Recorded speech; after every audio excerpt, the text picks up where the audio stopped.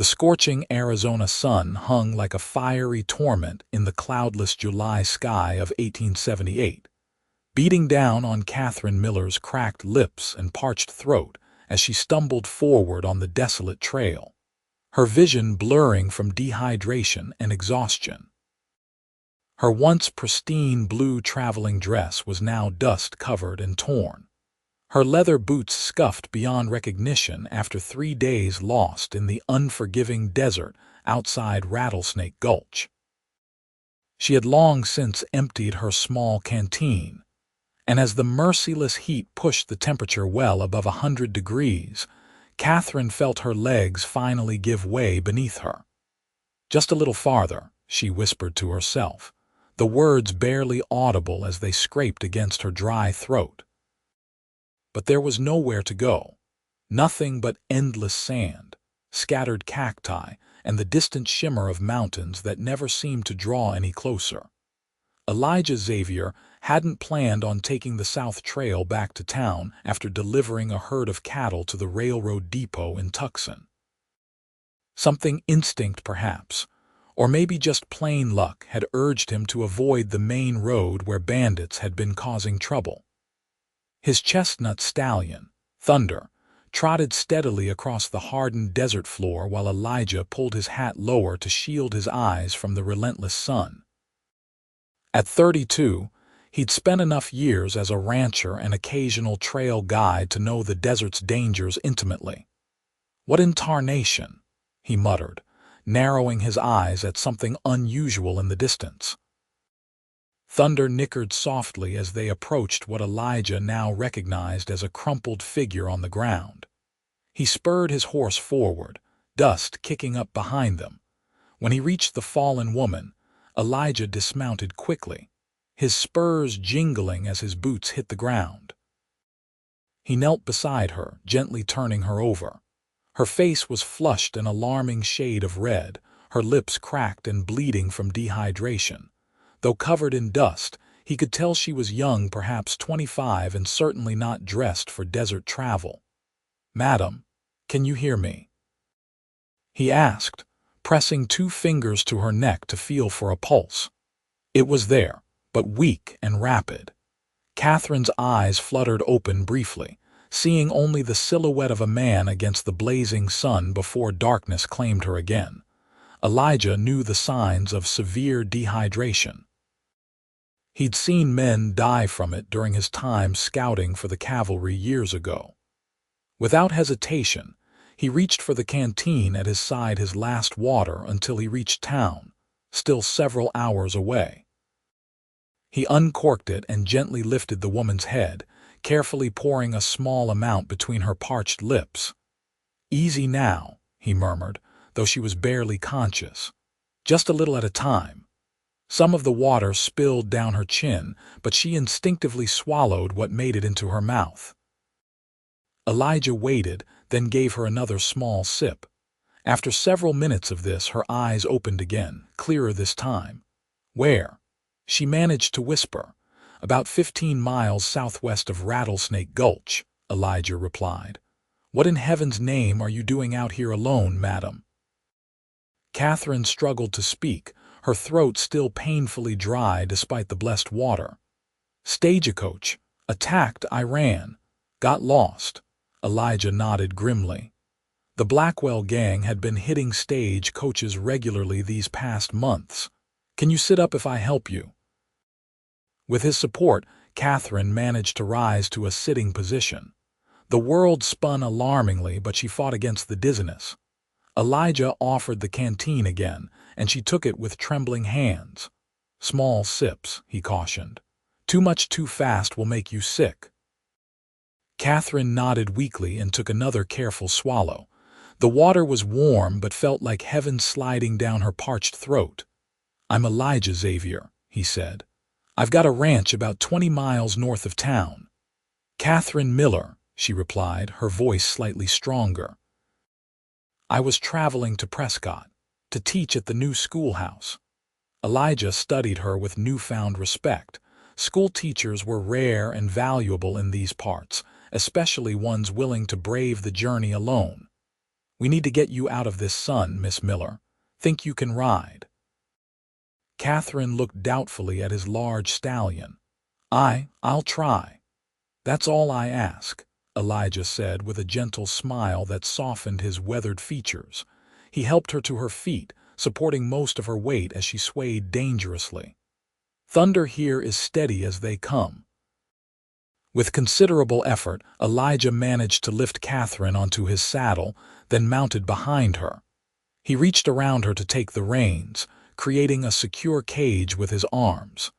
"Lean back if you need to," he told her. "I won't let you fall." Katherine nodded weakly, already finding herself leaning against his solid chest as exhaustion overtook her again. Elijah guided Thunder at a careful pace, heading toward a small outcropping of rocks he knew contained a shallow cave, not much, but enough to provide shelter from the afternoon sun. The woman's breathing was still labored, and her skin felt hot against his arms. He knew she needed more than just water. She needed rest and proper care. They reached the outcropping within an hour. The small cave was little more than a deep indentation in the rock face, but it was shaded and considerably cooler than the open desert. Elijah dismounted first, then carefully helped Katherine down. She was more alert now, but still dangerously weak. "Rest here," he said, helping her to sit with her back against the cool stone wall. "I'm going to set up some shade for Thunder and see if there's any prickly pear nearby. The juice might help you recover faster." Katherine nodded, already feeling safer in this man's presence than she had in days. "Thank you, Mr. Xavier. That water. It was your last, wasn't it?" Elijah paused, then shrugged. "I know where to find more. You needed it more than I did."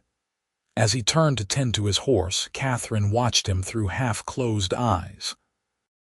Despite her dire situation, she couldn't help noticing his tall, lean frame, the confident way he moved, and the kindness in his blue eyes that stood out against his sun-browned skin. Elijah unsaddled Thunder, giving the horse a reassuring pat before securing him in a spot where the rocks provided some natural shade. From his saddlebag, he retrieved a small knife and headed toward a cluster of prickly pear cacti growing nearby. With practiced movements, he carefully cut several of the flat pads, avoiding the spines.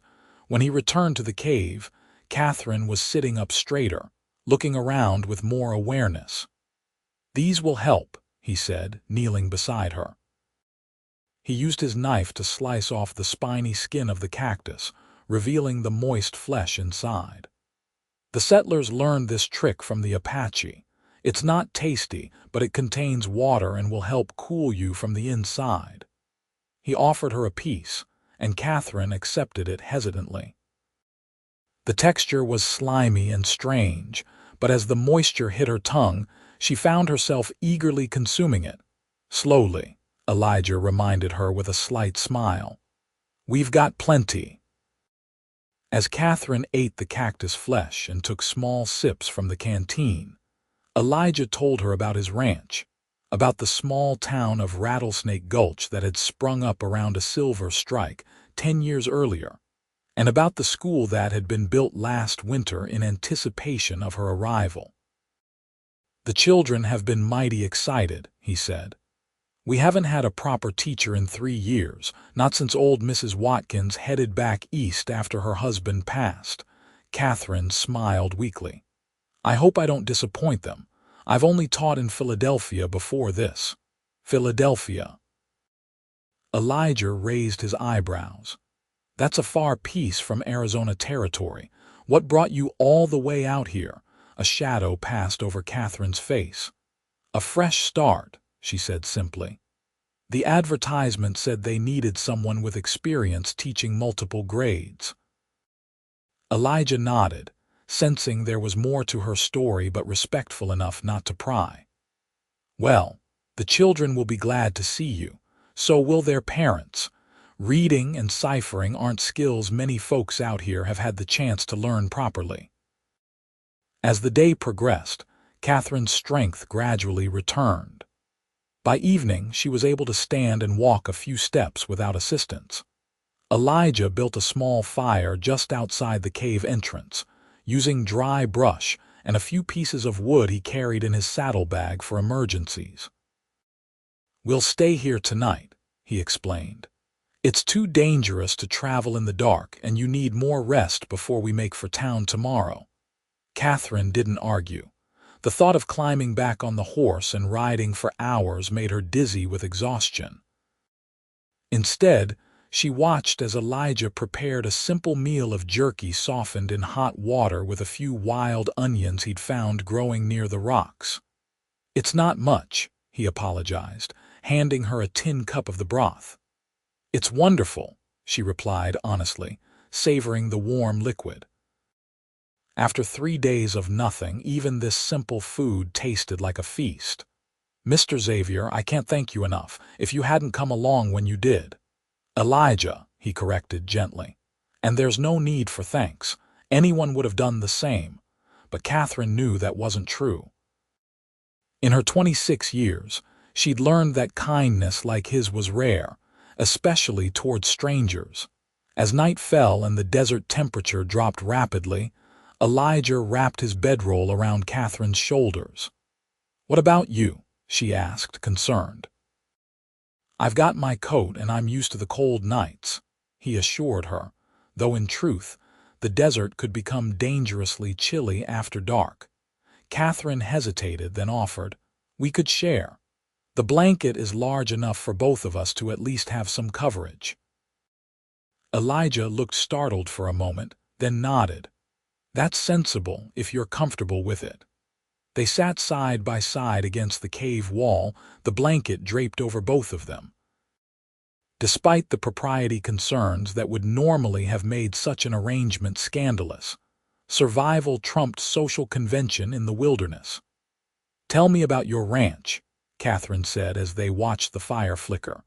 Elijah's face softened in the firelight. "It's not much compared to the big spreads further north, but it's mine. 200 acres, mostly for cattle, but I keep a few horses too. There's a creek running through the northern section that never runs dry, even in summer. The house is small, just 3 rooms, but I've been adding to it when I can." "It sounds lovely," Katherine said sincerely. "It's lonely sometimes," he admitted. "Just me since my father passed 5 years ago. We started it together after the war." "You fought in the war between the states?" Katherine asked, surprised. Elijah nodded. "Union cavalry. I was young, just 17, when I enlisted in '63. By the time I came home in '65, everything had changed. My mother had died of fever and Pa was thinking of heading west, so we did." "I'm sorry about your parents," Katherine said softly. "Life happens that way out here," Elijah replied philosophically. "But enough about me. What made a Philadelphia lady decide to teach in a rough place like Rattlesnake Gulch?" Katherine was quiet for so long that Elijah thought she might have fallen asleep. Finally, she spoke, her voice barely audible above the crackling fire.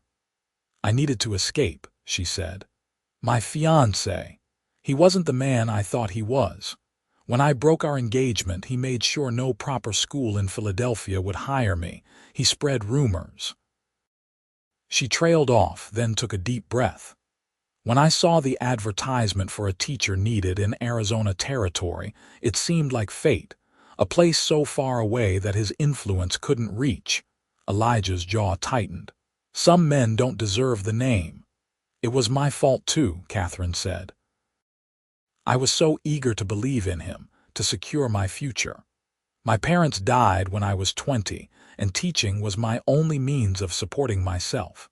Charles, my former fiancé, offered security and respectability. I ignored the signs of his true nature until it was almost too late. Almost. He struck me," she said simply. "Once. I left that same night and never returned to his home." Elijah's hand clenched involuntarily. "You did right," he said firmly. "No man should ever raise his hand to a woman." They fell silent again, the fire popping occasionally as it consumed the dry wood. Despite her ordeal, Katherine felt strangely peaceful sitting beside this quiet, strong man who had saved her life without hesitation. "Get some sleep," Elijah finally said. "We'll head out at first light." Katherine nodded, already feeling her eyelids growing heavy. As she drifted off, her head unconsciously came to rest on Elijah's shoulder. He stiffened briefly in surprise, then carefully adjusted the blanket around them both, allowing himself to enjoy the simple human contact he so rarely experienced. Morning came with the first golden rays of sunlight stretching across the desert floor. Katherine awoke to find herself alone in the cave, the blanket tucked carefully around her. Panic flared briefly until she heard movement outside and Elijah appeared at the entrance, his arms full of prickly pear fruit. "Good morning," he said, smiling when he saw she was awake. "Thought you might be hungry. These are better than the pads sweeter." Katherine sat up, relieved to find her dizziness gone though her body still ached from her ordeal. "Thank you, I'm feeling much better today." "You look it," Elijah observed, setting down the fruit and reaching for his canteen. "Your color's back. Think you can ride to town today?" "Yes, I believe so," Katherine replied, accepting both water and fruit gratefully. They broke camp efficiently, Elijah packing away the few items they'd used overnight while Katherine did her best to make herself presentable, combing her tangled hair with her fingers and brushing dust from her dress.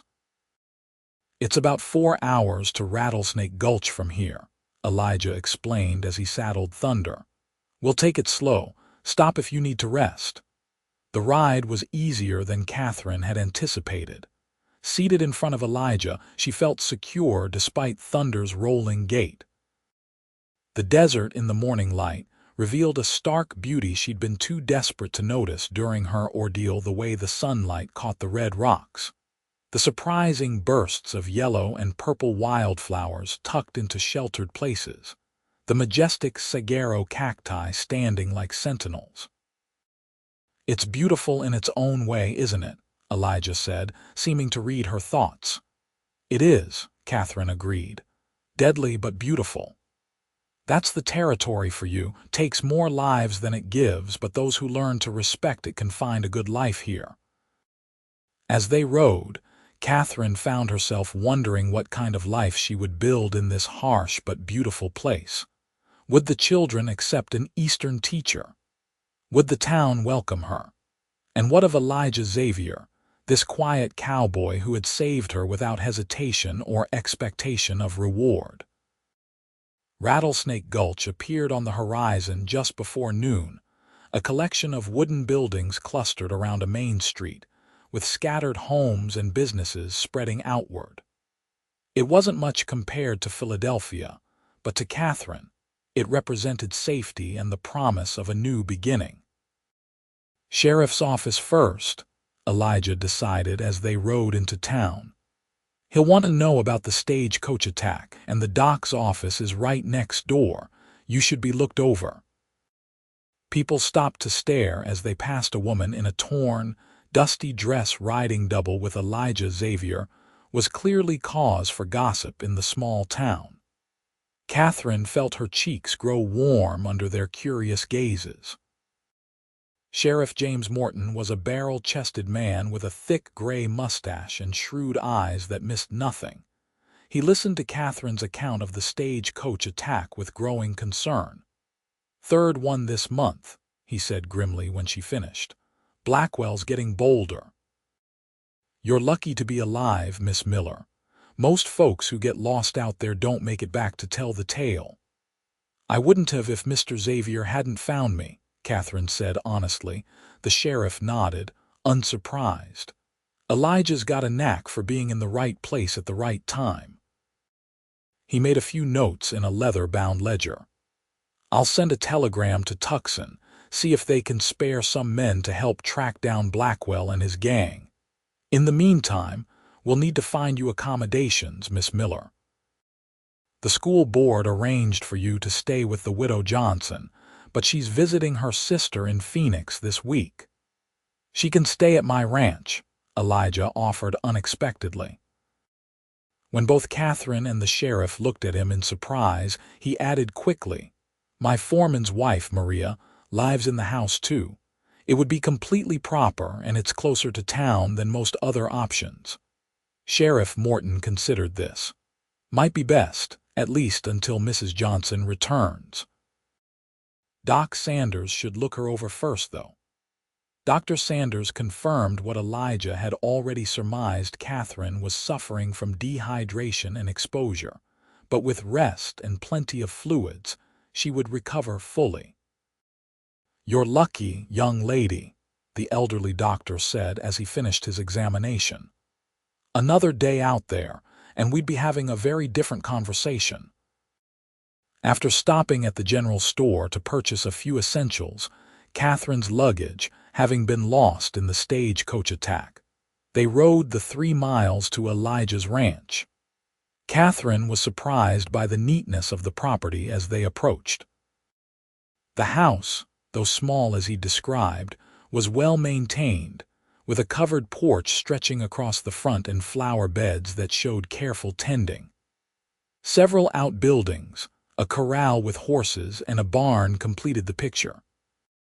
"It's lovely," Katherine said sincerely as Elijah helped her down from Thunder. "It's home," he replied simply, a note of pride in his voice. Maria Rodriguez, the foreman's wife, greeted them warmly. A plump woman in her 50s with kind eyes and a ready smile, she clucked sympathetically when Elijah explained Katherine's situation. "Pobrecita," she said, taking Katherine's hand.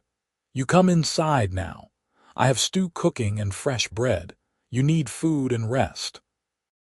Katherine found herself ushered into the house and settled at a kitchen table before she could protest. The interior was simple but comfortable, sturdy furniture, clean plank floors covered with woven rugs, and windows that let in plenty of light. It felt like a home, not just a house. Elijah excused himself to speak with his foreman, leaving Katherine in Maria's capable hands. The older woman served her a hearty bowl of beef stew and freshly baked bread, watching with satisfaction as Katherine ate. "Mr. Xavier, he is a good man," Maria said as she poured coffee. "My Raphael has worked for him since they built this ranch. Never a harsh word, always fair, not like some ranchers." "He saved my life," Katherine replied softly. "I don't know how I can ever repay him." Maria smiled knowingly. "He does not want payment, Miss Miller. That is not why he helps." After the meal, Maria showed Katherine to a small but comfortable bedroom. "This was Mr. Xavier's father's room," she explained. "Now it is for guests, though we have few. There are clean linens in the chest, and I've put water for washing on the dresser." Left alone, Katherine sank gratefully onto the bed, overwhelmed by the events of the past few days. She had nearly died in the desert, been rescued by a man she'd never met, and now found herself in his home, surrounded by kindness from strangers. Tears of exhaustion and relief slipped down her cheeks as she finally allowed herself to acknowledge how frightened she had been. A soft knock at the door startled her. Quickly wiping her eyes, she called. "Yes." Elijah entered, carrying a small trunk. The stage line had this at their office in town. "It was in the boot of the coach when it was attacked. I thought you might want it." "My trunk," Katherine exclaimed, genuinely surprised. "I thought everything was lost." "The bandits were after the strongbox, not luggage," Elijah explained, setting the trunk down. "According to the stage office, they found it when they recovered the coach. It's not much, but it's everything," Katherine interrupted. "My books, my teaching materials, some clothes." "Thank you for bringing it." Elijah nodded, looking somewhat uncomfortable with her gratitude. "I'll leave you to rest. Supper's at 6, but no one will mind if you sleep through it. You need your rest." After he left, Katherine opened the trunk, relieved to find her belongings intact. She changed into a clean dress, washed her face and hands in the basin Maria had provided, and brushed her hair with the silver-backed brush that had been her mother's. The simple acts of personal care restored a sense of normalcy that had been lacking since the stagecoach attack. Despite her exhaustion, Katherine joined the household for supper. Elijah, Maria, and Rafael Rodriguez, the ranch foreman. The conversation flowed easily, with Rafael sharing news of the cattle and the 3 new colts born that spring, Maria discussing her vegetable garden, and Elijah occasionally adding a comment or question. Katherine found herself relaxing in their company, the terror of the desert already beginning to fade like a bad dream. After the meal, while Maria and Rafael retired to their quarters in one of the outbuildings, Katherine and Elijah sat on the porch, watching as the setting sun painted the desert in shades of gold, pink, and purple. "I've never seen anything like it," Katherine admitted, gazing at the spectacular sunset. "In Philadelphia, the buildings block most of the horizon." "It's different every night," Elijah replied.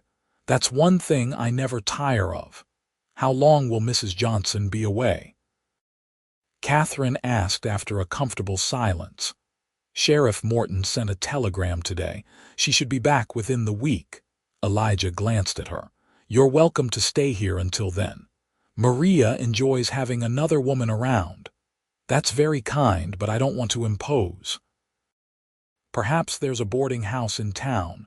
"There isn't," Elijah interrupted. "Just the saloon, which has rooms upstairs, but—" He trailed off, not needing to explain why such accommodations would be inappropriate for a respectable lady. "I see," Katherine said, embarrassed. "Then I gratefully accept your hospitality, Mr. Xavier." "Elijah," he reminded her with a slight smile. "After sharing a blanket in a cave, I think we've moved past formalities, Miss Miller." "Katherine," she replied, returning his smile. The next few days fell into a pleasant rhythm. Katherine regained her strength quickly, aided by Maria's hearty cooking and the clean desert air. She spent her mornings helping Maria with household tasks, partly out of gratitude and partly to learn skills she'd need as a single woman in a frontier town. In the afternoons, she often sat on the porch, preparing lesson plans for the upcoming school term using books from her trunk. Elijah went about his ranch work, but she noticed he found reasons to pass by the house more frequently than seemed necessary. Sometimes he stopped to ask how she was feeling or to bring her a canteen of fresh water, remembering how she had suffered from thirst. Other times, he simply nodded in greeting before continuing on his way. On her 3rd day at the ranch, Katherine ventured to the corral where Rafael was working with a young horse. She watched from the fence as the foreman patiently guided the spirited colt through basic commands. "He has a good way with them," Elijah's voice came from behind her. "Rafael can gentle a horse faster than anyone I know." Katherine turned to find him standing close, his hat pushed back on his head, revealing sun-bleached strands among the brown. "You have a beautiful ranch," she said sincerely. "It must have taken years to build it up." 13 years, Elijah confirmed. "Started with 10 acres, 20 cattle, and more dreams than sense, according to my father." A fond smile crossed his face at the memory. "Pa was right, of course. We nearly lost everything that first winter, but we learned, adapted." "That seems to be the way of life here, adapt or perish." "You're adapting well," Elijah observed. "Most Eastern ladies would still be swooning after what you went through," Katherine laughed. "I've never swooned in my life." Besides, teaching 30 children from ages 6 to 16 in one room builds resilience. "I imagine it does." Elijah hesitated, then asked, "Would you like to see more of the ranch? I need to check the north pasture, and it's a pleasant ride if you're feeling up to it." Catherine's eyes lit up at the prospect of exploring beyond the immediate surroundings of the house. "I'd like that very much." Elijah saddled Thunder for himself, and a gentle mare named Daisy for Catherine. They rode north at an easy pace, Elijah pointing out landmarks and explaining his operation as they went. The land was surprisingly varied, rocky outcroppings giving way to stretches of grassland, all under the vast blue bowl of the Arizona sky. "There's the creek I mentioned," Elijah said as they crested a small rise. Below them, a ribbon of green vegetation marked the watercourse, a startling contrast to the browns and reds of the surrounding landscape. "It's what makes this place viable. Without year-round water, you can't run cattle in these parts." They dismounted by the creek, allowing the horses to drink while they stretched their legs. Catherine marveled at the lushness of the vegetation near the water, cottonwood trees, willows, and wildflowers creating a small oasis. "It's like a different world," she said, kneeling to examine a cluster of tiny purple blossoms. "Desert primrose," Elijah identified the flowers. "They bloom after even the smallest rain, tough little things." "Like everything that survives out here," Catherine observed, standing to face him. Something in her tone made Elijah look at her more closely. The woman standing before him now bore little resemblance to the desperate, dying stranger he'd found in the desert. Catherine's cheeks had a healthy glow, her blue eyes were clear and intelligent, and her honey-blonde hair, freed from its tight arrangement, caught the sunlight in a way that made his breath catch. "You would have survived," he said suddenly. "Even if I hadn't come along, you've got grit." Catherine shook her head. "We both know that's not true. I was hours from death when you found me. But you didn't give up. You kept walking as long as you could. That counts for something out here." Their eyes held for a long moment, something unspoken passing between them. Catherine felt a warmth that had nothing to do with the desert sun, and Elijah found himself wondering what it would be like to see her looking at him this way every day. The moment was broken by Thunder's impatient whinny. Elijah cleared his throat, looking away first. "We should check the cattle and head back. Maria will worry if we're gone too long." The ride back was quieter, both lost in their own thoughts. As they approached the ranch, they saw a buggy parked in front of the house. "That's Mrs. Johnson's rig," Elijah said, surprise evident in his voice. "She must have returned early." Catherine felt an unexpected pang of disappointment. Her time at the Xavier Ranch had been peaceful, a chance to recover not just from her desert ordeal, but from the emotional turmoil of her departure from Philadelphia. Mrs. Johnson proved to be a brisk, no-nonsense woman in her 60s with steel-gray hair and sharp eyes that assessed Catherine thoroughly as introductions were made. "So you're our new school teacher," she said. "Sheriff Morton told me what happened. Terrible business, these stagecoach robberies. Well, I've come to take you to town. School board's eager to meet you, and term starts in 2 weeks. Catherine glanced at Elijah, who was standing slightly apart, his expression unreadable. "Mr. Xavier and his household have been very kind," she said. "I'm sure they have, Mrs. Johnson replied with a pointed look that suggested she found the arrangement improper despite the sheriff's approval. "But your place is in town, where the children can get to know you before classes begin." There was no arguing with Mrs. Johnson's practical logic. Within an hour, Catherine had packed her trunk, said her goodbyes to Maria and Raphael, and found herself seated in Mrs. Johnson's buggy, ready to leave. Elijah stood beside the vehicle, his hat in his hands. "You'll do well in Rattlesnake Gulch," he said. "The folks there are good people once you get past their rough edges." "Thank you for everything," Catherine replied, wishing they could speak privately instead of under Mrs. Johnson's watchful gaze. I owe you my life. Elijah shook his head. You don't owe me anything, Katherine. Just be happy in your new home. As the buggy pulled away, Katherine looked back to see Elijah standing in the yard, watching until they disappeared from view. Something about his solitary figure against the backdrop of the ranch he'd built stirred emotions she wasn't prepared to examine. Mrs. Johnson's house on the outskirts of town was small but meticulously kept, with 2 bedrooms, a parlor, kitchen, and a surprisingly extensive garden. The widow explained that her late husband had been the town's first blacksmith and had built the house with an eye toward comfort during the harsh summers. The bedroom at the back stays cooler, she explained, showing Katherine to a pleasant room with a window overlooking the garden. You'll appreciate that come August. The school board, consisting of the town mayor, the general store owner, and 2 prominent ranchers, met with Katherine the following day. They were plainly relieved that she had survived the stagecoach attack and impressed by her credentials. We've been making do with various townspeople taking turns teaching basics, Mayor Hargrove explained. But none of us has your training or experience.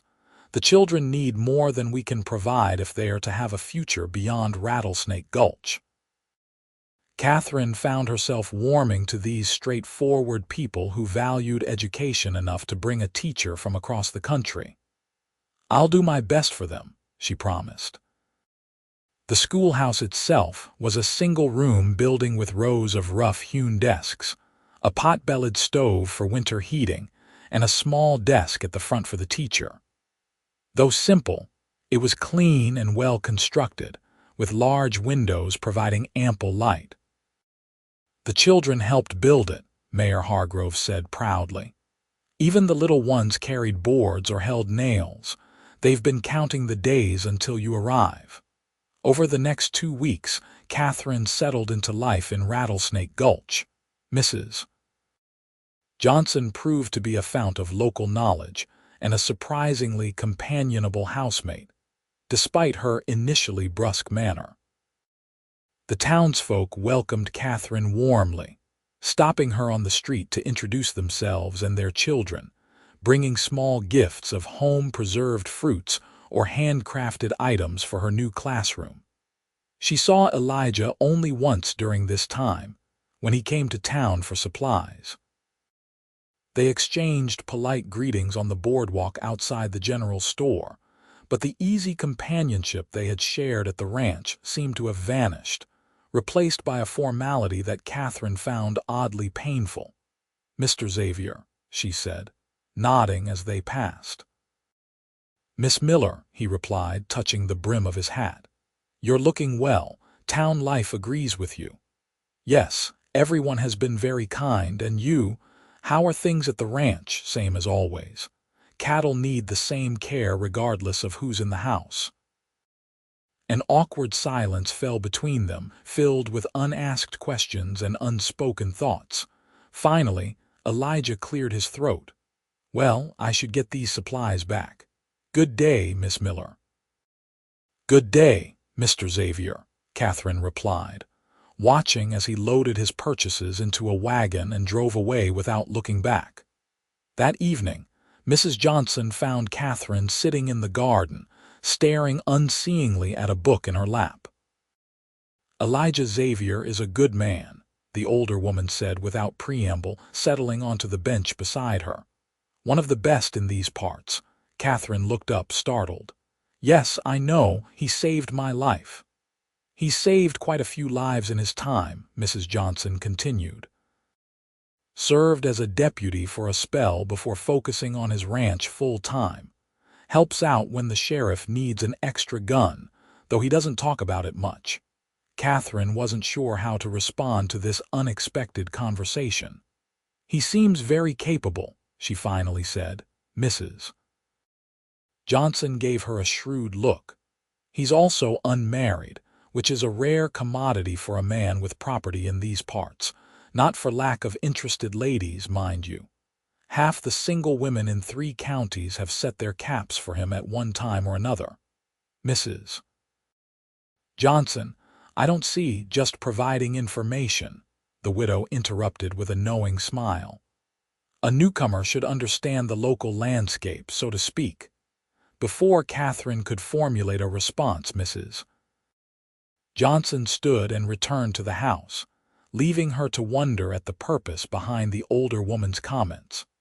The first day of school arrived with clear skies and nervous excitement for both teacher and students. 28 children ranging from 6 to 16 filed into the schoolhouse, their faces a mixture of curiosity, apprehension, and in some cases, outright skepticism. Katherine had dressed carefully in her best teaching dress, a practical navy blue with white collar and cuffs, her hair neatly arranged in a bun at the nape of her neck. She wanted to project confidence and authority while still appearing approachable. "Good morning," she greeted them, her voice steady despite her nerves. "I'm Miss Miller, and I'm very pleased to be your teacher." A small girl in the front row raised her hand immediately. "Is it true you nearly died in the desert and Mr. Xavier rescued you like in a storybook?" Katherine blinked, taken aback by the direct question. "I did get lost after a stagecoach incident, yes, and Mr. Xavier was kind enough to help me. Pa says you'd be buzzard food if Elijah hadn't found you," an older boy commented from the back row, earning nervous giggles from his classmates.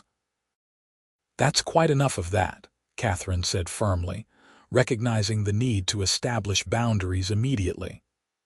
"While the circumstances of my arrival were unusual, they have no bearing on our work here. Now, let's begin by learning each other's names."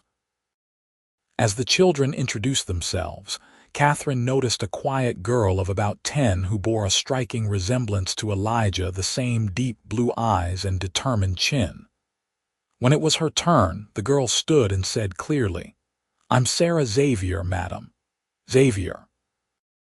Katherine couldn't stop herself from asking, "Are you related to Mr. Elijah Xavier?" The girl nodded. "He's my uncle. My pa was his brother who died in the war. Uncle Elijah looks after me and my mama." Katherine felt a rush of surprise. Elijah had never mentioned a niece or a sister-in-law during their time together. "I see. Thank you, Sarah. It's very nice to meet you." As the day progressed, Katherine found herself increasingly impressed by Sarah Xavier's quiet intelligence and diligence. The girl was clearly ahead of her age group in reading and mathematics, though she never drew attention to the fact or made other students feel inferior. When school dismissed, Katherine noticed Sarah lingering behind as the other children rushed out to freedom. "Is something wrong, Sarah?" she asked gently. The girl shook her head, then hesitantly approached Katherine's desk. "Uncle Elijah asked me to give you this," she said, pulling a folded note from her pocket.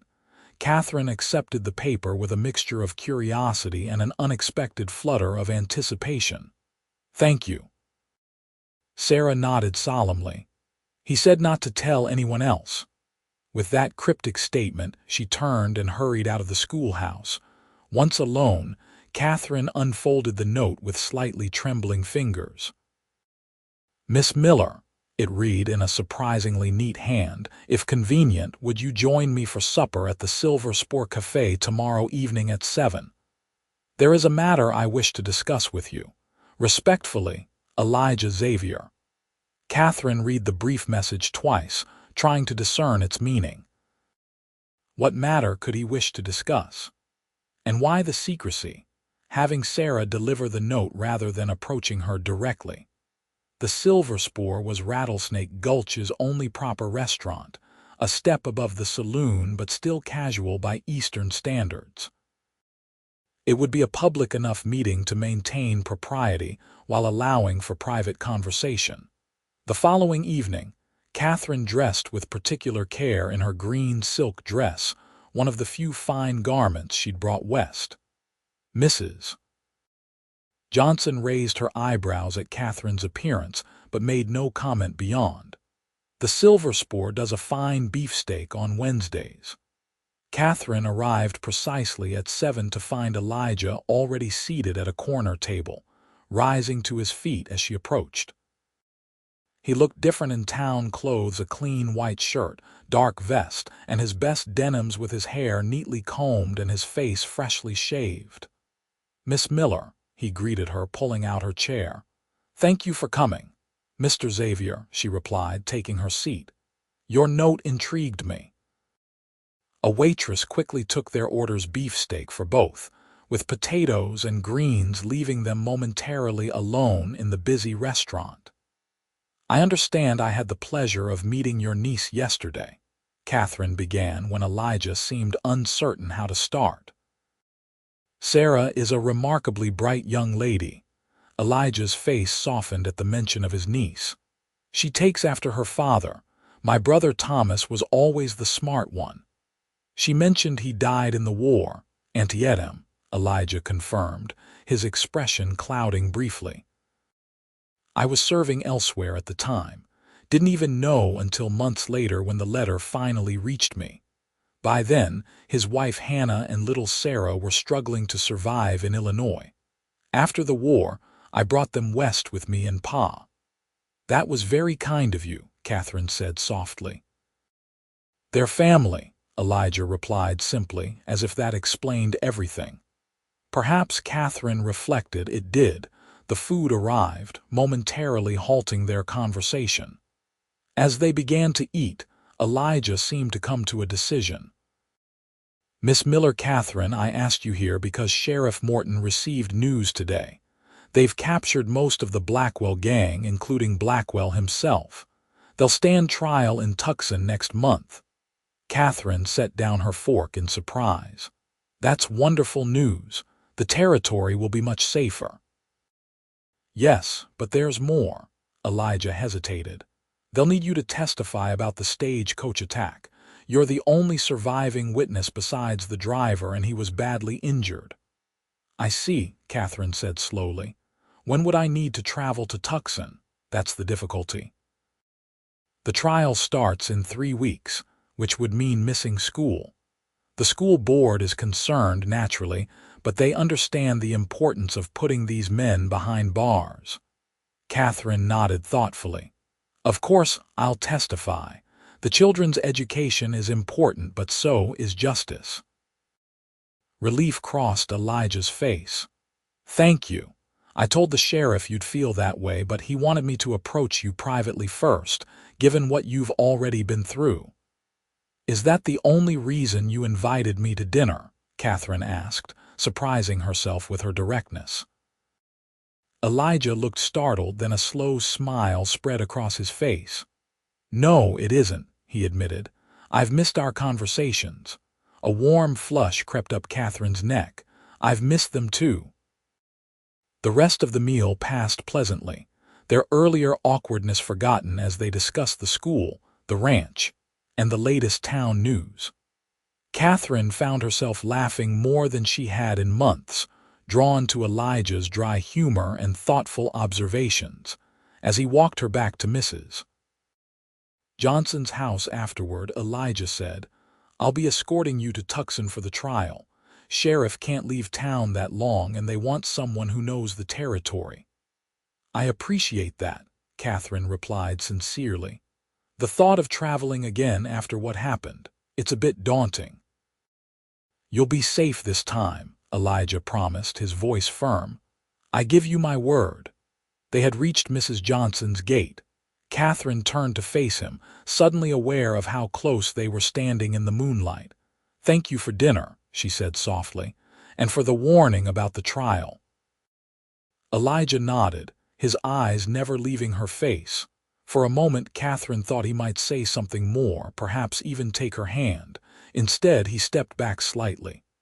"Good night, Katherine. I'll let you know when the arrangements for Tucson are finalized." "Good night, Elijah." As she watched him walk away, Katherine felt a curious mixture of disappointment and anticipation. Something had shifted between them tonight, a return to the easy companionship they had shared at the ranch, but with an undercurrent of something deeper, something neither of them seemed ready to acknowledge. The following 3 weeks passed in a blur of activity. Katherine threw herself into teaching, determined to give her students as much as possible before her absence for the trial. The school board arranged for Mrs. Johnson to supervise the older students, who would help teach the younger ones while Katherine was away, an arrangement that pleased Sarah Xavier particularly, as she was assigned to help with the beginning readers.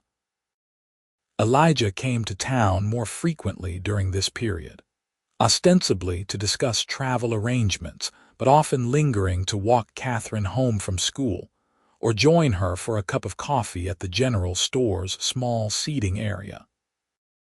Townsfolk noticed these attentions, of course, and speculation ran rampant, but Katherine found she didn't mind the gossip. There was something comforting about being linked, even in rumor, to a man as respected as Elijah Xavier. The night before they were to leave for Tucson, Mrs. Johnson surprised Katherine with a small going-away dinner. To Katherine's greater surprise, the guest list included not only the school board members but also Elijah, Hannah Xavier, and young Sarah. "You didn't think we'd let you head off to face those outlaws in court without a proper send-off, did you?" Mrs. Johnson said when Katherine expressed her amazement at the gathering. Throughout the evening, Katherine found her gaze repeatedly drawn to Elijah, who was dressed in his Sunday best and seemed unusually animated as he discussed cattle prices with Mayor Hargrove.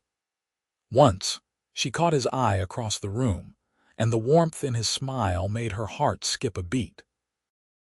After the meal, while the others moved to the parlor for coffee, Sarah approached Katherine shyly. "Miss Miller, I made this for you to take to Tucson," she said, presenting a small cloth-wrapped package. Katherine unwrapped it to find a beautifully crafted bookmark embroidered with desert flowers. "Sarah, it's lovely. Did you make this yourself?" The girl nodded proudly. "Mama taught me. Uncle Elijah said you like reading, and I thought maybe you'd want something nice for your book on the journey." "It's perfect," Katherine assured her, touched by the thoughtful gift. "I'll think of you whenever I use it." Sarah hesitated, then added in a whisper, "Uncle Elijah talks about you all the time at home. Mama says he's sweet on you." Before Katherine could respond to this startling revelation, Sarah darted away to join her mother, leaving Katherine with flushed cheeks and a racing heart. The journey to Tucson began early the next morning. Elijah arrived at Mrs.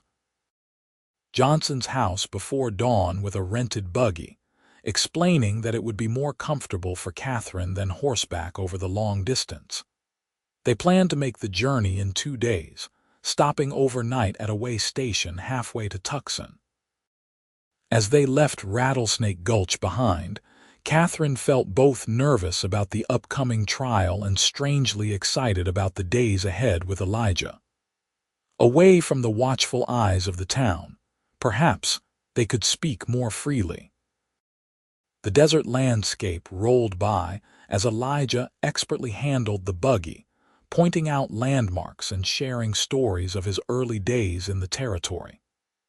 Katherine found herself relaxing despite the memories of her previous disastrous journey.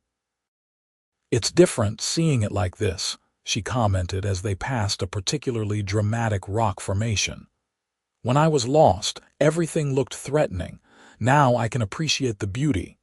Elijah nodded. "Fear changes how we see things. First time I crossed Apache territory alone, every shadow looked like a warrior.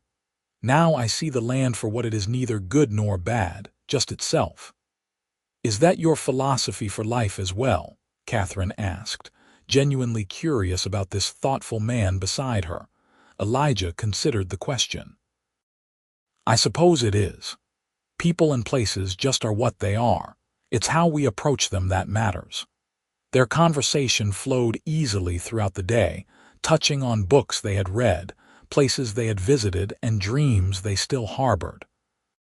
Katherine learned that despite his rugged exterior, Elijah was surprisingly well-read, having educated himself from books ordered from back east. He, in turn, listened with genuine interest to her stories of teaching in Philadelphia and her hopes for the Rattlesnake Gulch School. They reached the way station as the sun was setting, a sturdy adobe building offering basic accommodations for travelers. The proprietor, a grizzled former cavalry officer named Simmons, greeted Elijah like an old friend and showed them to two small but clean rooms. "Not fancy," he apologized to Katherine, "but the beds are comfortable and the food's hot." After a simple but satisfying meal of beans, cornbread, and surprisingly tender beef, Katherine and Elijah sat on the station's covered porch, watching as stars appeared in the darkening sky. "I never saw stars like this in Philadelphia," Katherine marveled. "There were always too many lamps, too much smoke." "One of the things I love about the territory," Elijah agreed. "Makes a man feel small, but in a good way, if that makes sense." "It does," Katherine said softly. "Puts our troubles in perspective."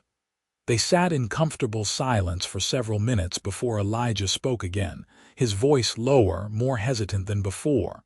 "Katherine, there's something I've been wanting to ask you." Her heart quickened at his tone. "Yes." "When this trial is over, when we're back in Rattlesnake Gulch, would you consider—" The station door banged open behind them as Simmons emerged with a lantern. "Thought you folks might want some coffee before turning in," he announced, oblivious to the moment he had interrupted. The opportunity lost, Elijah accepted the coffee with a polite nod, though Katherine noticed a tightness around his mouth that hadn't been there before. They retired to their separate rooms soon after, Katherine lying awake for some time, wondering what Elijah had been about to ask, and whether he would find the courage or the opportunity to ask it again. Morning came with a brilliant sunrise that painted the desert in shades of gold and rose. They departed early, hoping to reach Tucson by late afternoon. The day was pleasantly warm rather than scorching, and a gentle breeze kept the dust at bay as they traveled. "Tell me about your brother," Katherine said as they drove. "Sarah has his eyes, I think." Elijah's expression softened at the mention of Thomas. "He was 4 years older than me, smart as a whip, always had his nose in a book. Pa wanted him to go to college back east, but then the war came." He paused, his hands tightening slightly on the reins. "Thomas enlisted right away, believed in the Union cause with his whole heart. I followed as soon as I was old enough, mostly because I couldn't stand the thought of him facing danger alone." "You were very young," Katherine observed gently. "Too young to understand what I was getting into," Elijah agreed. "Thomas knew, though. He wrote me letters warning me to stay home, but they arrived too late. By then I was already in uniform." He fell silent for a moment, lost in memories. "He died a hero," they said. "Carried 3 wounded men to safety before a Confederate sharpshooter got him."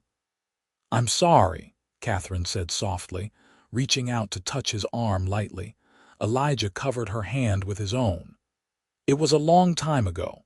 Having Hannah and Sarah with me, it's like having a piece of him still here. That's why I brought them west, built the ranch big enough for all of us." "They're fortunate to have you," Katherine said sincerely. Elijah shook his head. "I'm the fortunate one. Family gives a man purpose beyond himself."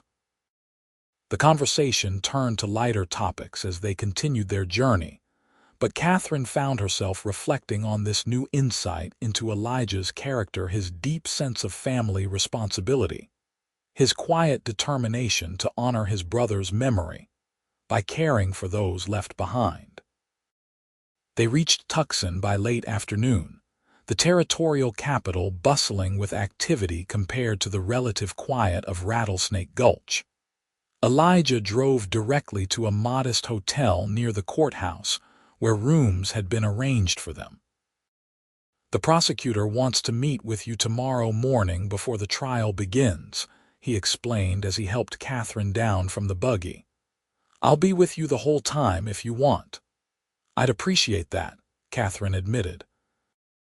The prospect of facing the men who had attacked the stagecoach was more daunting than she had anticipated. After settling into their respective rooms, they met for dinner in the hotel's small dining room. Katherine noticed that Elijah seemed preoccupied, his earlier easy conversation replaced by distracted responses and long silences. "Is something troubling you?" she finally asked as they finished their meal. Elijah looked up, seeming to come back from far away. "Just thinking about what might have happened if I hadn't found you that day," he said quietly. "Seeing these men in court tomorrow, men who left you to die in the desert without a second thought, it brings it all back." "But you did find me," Katherine reminded him. "Providence put you on that trail at exactly the right moment." "Providence," Elijah repeated thoughtfully. "My mother would have said the same thing. She believed everything happened for a reason." "And do you believe that?" Katherine asked. Elijah's eyes met hers across the table, intense and searching. "I'm beginning to." The prosecutor, a sharp-featured man named Daniels, proved to be thoroughly prepared and reassuringly confident when they met with him the following morning. He questioned Katherine carefully about the stagecoach attack, making notes and occasionally asking her to clarify details. "Your testimony is crucial, Miss Miller," he explained when they had finished. "The stagecoach driver remembers the attack, but was unconscious when the passengers fled. You're our only witness who can positively identify Blackwell as the leader." "I'll do my best," Katherine promised. The courtroom was crowded when they entered, filled with curious locals eager to see the notorious Blackwell gang brought to justice. Katherine felt her steps falter as she caught sight of the defendants' 5 hard-faced men seated at a table with their lawyer, their hands and feet shackled. Elijah, sensing her hesitation, placed a supportive hand at the small of her back. "I'm right here," he murmured. "You're not alone." Taking strength from his presence, Katherine straightened her shoulders and proceeded to the witness section where she would wait to be called. The trial proceeded efficiently, with the prosecutor presenting evidence of multiple stagecoach robberies attributed to the Blackwell gang. When it was Katherine's turn to testify, she walked to the witness stand with outward composure, though her heart raced beneath her carefully buttoned jacket. "Miss Miller," Daniels began after she was sworn in, "please tell the court, in your own words, what happened on July 12th of this year." Drawing a deep breath, Katherine recounted the terrifying attack, the shots that brought the stagecoach to a halt, the rough-voiced demands for valuables, and most importantly, her clear view of Lincoln Blackwell's face when he ordered the passengers into the desert. "He said we should start walking toward town, that someone would find us," she testified. "But he took our water, our food. He knew what would happen." The defense attorney attempted to cast doubt on her identification of Blackwell, suggesting the stress of the situation might have affected her memory, but Katherine remained firm. "I will never forget his face," she stated clearly. "He smiled when he took my canteen." When she was finally dismissed, Katherine returned to her seat beside Elijah, who squeezed her hand briefly in silent support. The jury deliberated for less than an hour before returning with guilty verdicts for all 5 defendants. Judge Hollister sentenced Blackwell to 20 years in the territorial prison, with lesser sentences for his accomplices. "You did it," Elijah said quietly as they left the courthouse. "They'll never hurt anyone else." Katherine felt a curious mixture of relief and exhaustion. "It still doesn't bring back the others who died in the desert." "No," Elijah agreed soberly, "but justice matters, even when it can't undo the harm." They spent one more night in Tucson before beginning the journey back to Rattlesnake Gulch. As they drove away from the town, Katherine felt as though a weight had been lifted from her shoulders. The trial was behind her, justice had been served, and she could now focus fully on her future in her new home. They traveled in comfortable companionship through the morning, stopping at midday beneath the shade of a large cottonwood tree beside a small stream to rest the horses and eat the lunch the hotel had packed for them. As they sat on a blanket spread on the ground, enjoying cold chicken and biscuits, Elijah suddenly set aside his plate and turned to face Katherine directly. "I've been trying to find the right moment," he began, his voice uncharacteristically hesitant. "What I started to say at the way station before Simmons interrupted." Katherine's heart began to race. "Yes, Katherine, I know we haven't known each other long, but sometimes a man just knows when something's right." Elijah took her hands in his. "When I found you in the desert that day, I was only thinking of saving your life. I never imagined you'd end up saving mine too." "Saving yours," Katherine echoed, confused. "I don't understand." "Before you came, I was just existing, working the ranch, looking after Hannah and Sarah, doing what needed to be done. But there was no joy in it, no purpose beyond obligation." His blue eyes held her steadily. "You changed that. You made me remember what it feels like to want more, to dream again." Katherine felt tears gathering in her eyes. "Elijah, I'm not asking for an answer today," he continued quickly. "I know you're still settling into Rattlesnake Gulch, building your life there. But I wanted you to know that, when you're ready, if you ever feel you could care for me the way I've come to care for you, I'd be honored if you'd consider a future together." Katherine looked at this man who had saved her life, who had shown her nothing but respect and kindness, whose quiet strength and gentle heart had drawn her from the beginning. The answer was suddenly, blindingly clear. "I don't need time," she said softly. "I already know what I want." Hope blazed in Elijah's eyes. "And what is that?" "A future with you," Katherine replied simply. "I think perhaps I've known it since that first day at your ranch, when I saw how you'd built a home not just for yourself but for your brother's family too. You're a good man, Elijah Xavier, and I'd be proud to build a life with you." For a moment, Elijah seemed stunned by her response. Then, with gentle reverence, he leaned forward and kissed her, a tender, questioning kiss that quickly deepened when Katherine responded with equal fervor. When they finally drew apart, Elijah was smiling more broadly than Katherine had ever seen. "I had a whole speech prepared about courting properly," he admitted. "Didn't expect you to jump straight to yes." Katherine laughed, feeling lighter than she had in years. "Well, near-death experiences tend to clarify one's priorities. Why waste time when we both know what we want?" "Fair point," Elijah conceded, still holding her hands. "But I still intend to court you properly. No rushing. We'll take time to get to know each other better, let the town get used to the idea." "And Sarah and Hannah?" Katherine asked. "How do you think they'll feel about this?" Elijah's expression turned sheepish. "Actually, they've been pushing me to speak to you for weeks. Sarah's been quite determined that you should be her aunt."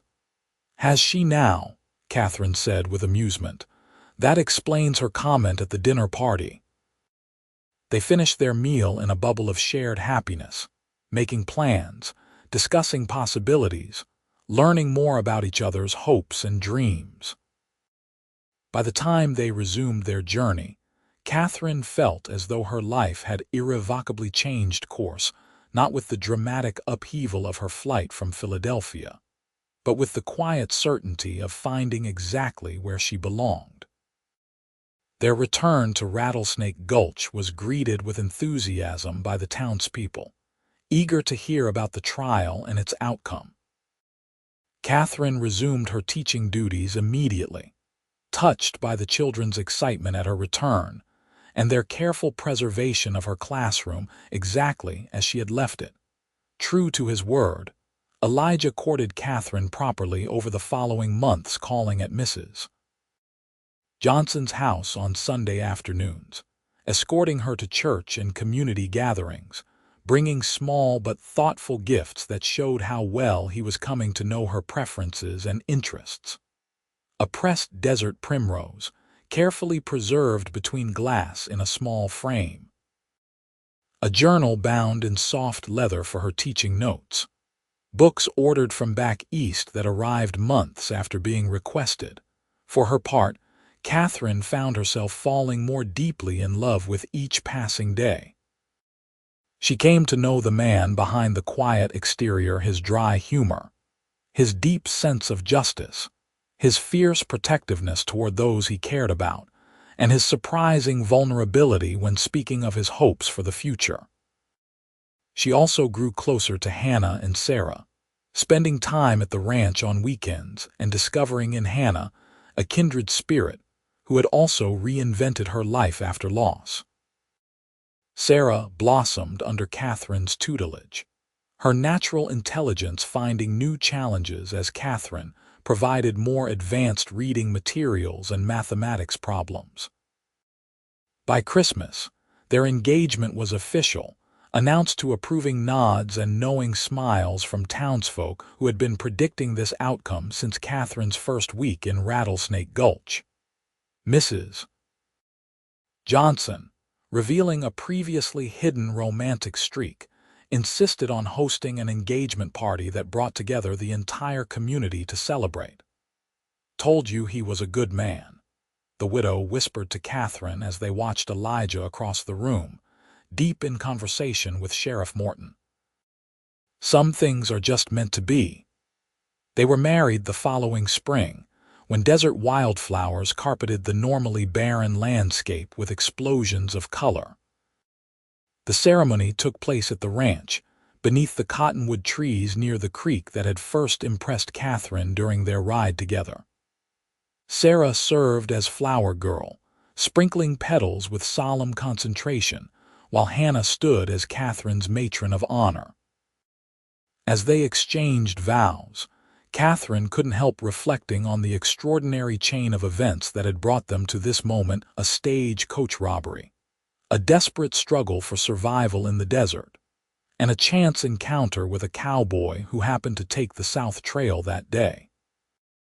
"I, Elijah Xavier, take you, Katherine Elizabeth Miller, to be my lawfully wedded wife," Elijah said clearly, his eyes never leaving hers as he slipped a simple gold band onto her finger. "To have and to hold from this day forward, for better, for worse, for richer, for poorer, in sickness and in health, to love and to cherish, till death do us part. I, Katherine Elizabeth Miller, take you, Elijah Xavier, to be my lawfully wedded husband," Katherine responded, her voice steady despite the emotion welling in her throat. "To have and to hold from this day forward, for better, for worse, for richer, for poorer, in sickness and in health, to love and to cherish, till death do us part." The celebrations continued well into the evening with dancing, feasting, and toasts to the happy couple. As the sun began to set, painting the desert in the spectacular colors that never failed to move Katherine, Elijah led her away from the festivities to a quiet spot overlooking the creek. "Happy?" he asked, his arm around her waist. "Completely," Katherine replied, leaning into his embrace. "Though I still can't quite believe how we found each other." "I've been thinking about that," Elijah said thoughtfully. "Remember what you said about providence, how I found you at exactly the right moment?" Katherine nodded. "I realized something. That morning I'd planned to take the main trail back to town, changed my mind at the last minute without really knowing why." He turned to face her fully. "If I hadn't, we never would have met. You would have." He couldn't finish the sentence. "But you did," Katherine said softly, reaching up to touch his face. "And here we are." "Here we are," Elijah agreed, bending to kiss her as the last rays of the setting sun bathed them in golden light. Life on the ranch quickly established its own rhythms and routines. Katherine continued teaching at the schoolhouse in town, riding back and forth each day on Daisy, The gentle mare Elijah had first saddled for her on their ride to the creek. The additional income allowed them to expand the ranch operations, purchasing adjacent land when it became available and increasing their herd. The house expanded too, with Elijah and Raphael adding 2 more rooms the summer after the wedding. One became a proper study for Katherine, lined with bookshelves that gradually filled with volumes ordered from catalogs and brought back from occasional trips to Tucson. The other remained empty, waiting for the children they both hoped would come. Their first child, a son they named Thomas after Elijah's brother, arrived almost exactly a year after their wedding. Katherine gave birth at home with Hannah and the town midwife in attendance, Elijah pacing anxiously outside until the baby's first cry announced his safe arrival. "He has your eyes," Katherine said tiredly but happily as Elijah held his son for the first time, his large hands cradling the tiny form with infinite care. "And your determination," Elijah replied with a smile. "Listen to those lungs." Sarah, now 12, appointed herself young Thomas's special protector, reading to him from her schoolbooks even when he was far too young to understand, insisting on helping with his care whenever possible. "She'll make a fine teacher someday," Katherine observed to Hannah as they watched Sarah gently rocking the baby on the porch one afternoon. Hannah nodded, her eyes soft with pride. "Thomas would be so pleased with how she's growing up, with all of this, really." Life wasn't without its challenges. Drought struck the region during their second year of marriage, forcing difficult decisions about which cattle to keep and which to sell at depressed prices. A particularly harsh winter followed, with snowdrifts that isolated the ranch for weeks and threatened the remaining herd. Through it all, Katherine and Elijah faced each challenge together, their partnership growing stronger through adversity. Where Katherine might have once viewed the harsh territory as an enemy to be endured, she now saw it as Elijah did neither malevolent nor benevolent, simply a place that demanded respect and adaptation. Their second child, a daughter they named Elizabeth after Katherine's mother, arrived during that difficult winter, her birth brightening the darkest days of January 1882. Unlike her brother, who had Elijah's coloring and quiet nature, Elizabeth was fair like Katherine and vocal about her needs from the beginning. 2 beautiful children, Elijah marveled as they sat before the fire one evening, Thomas playing quietly on a blanket while Katherine nursed Elizabeth. "If someone had told me 4 years ago that this would be my life, I'd never have believed it." "Nor I," Katherine agreed, looking around the cozy room with its simple furniture, handmade quilts, and shelves filled with books and small treasures collected during their life together. It was worlds away from the elegant Philadelphia home she had once expected to occupy as Charles's wife, yet infinitely more precious. As the children grew, so did the ranch and the town of Rattlesnake Gulch.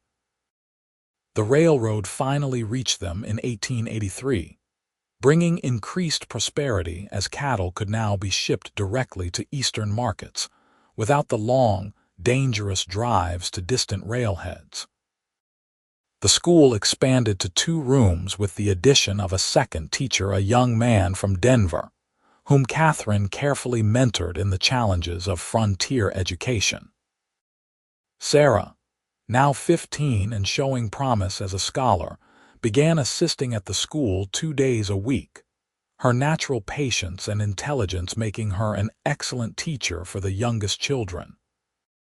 Katherine took particular pride in her niece's development, recognizing in her the same passion for learning that had shaped her own life. One evening in the spring of 1884, Katherine found Elijah sitting on the porch after the children were asleep, staring thoughtfully at the stars that still captivated her after all these years in the territory. "Penny for your thoughts," she said, settling beside him on the bench he had built when they were first married. "Just thinking about that day," he replied, his arm automatically going around her shoulders. "The day we met." "A rather dramatic introduction," Katherine observed with a smile.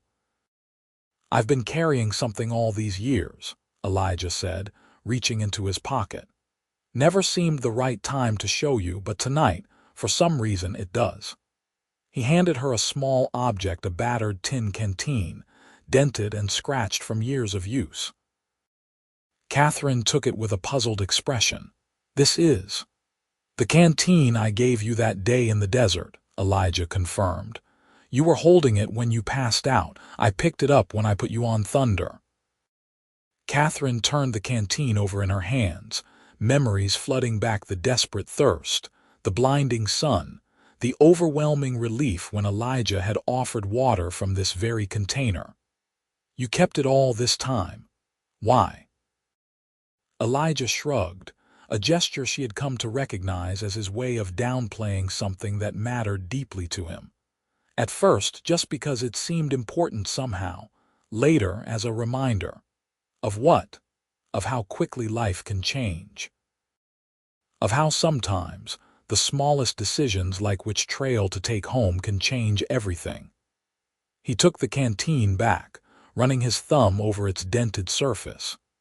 "Every time things get hard, every time we face a challenge, I think about this canteen and remember what really matters." Katherine leaned her head against his shoulder, understanding completely. "That we found each other. That and that we keep choosing each other every day since." Elijah kissed the top of her head. "I love you, Katherine Xavier, more today than yesterday, and not as much as I will tomorrow." "And I love you," Katherine replied, her heart full as she gazed at the life they had built together, the ranch thriving under their care, their children healthy and happy, their love deepening with each passing year. From a moment of desperate need in the harsh desert sun to this peaceful evening under the star-filled sky, their journey had been one of providence, indeed a series of choices, chances, and challenges that had led them exactly where they were meant to be together.